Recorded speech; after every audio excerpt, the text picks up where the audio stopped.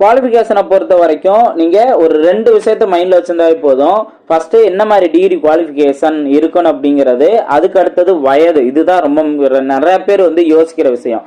இப்போதான் நீங்கள் group 2 start பண்ணுறீங்க ஓரளவுக்கு கொஞ்சம் ப்ரிப்பேர் ஆகுறீங்க அப்படின்னு லெவலில் இருந்தீங்க அப்படின்னா, நீங்கள் இந்த டிகிரி குவாலிஃபிகேஷன் ஏதாவது ஒரு டிகிரி இருந்தது அப்படின்னாவே நம்ம இந்த குரூப் 2 குரூப் டி எழுதுறதுக்கான குவாலிஃபிகேஷன் இருக்கு அப்படிங்கிறத தெரிஞ்சுக்கோங்க. அதே போல ஏஜை பத்தி நீங்க கவலைப்படவே வேணாம். நம்ம நல்லபடியா ப்ரிப்பேர் பண்ணணும் அப்படிங்கிற மட்டும் நீங்க நினைச்சுக்கோங்க.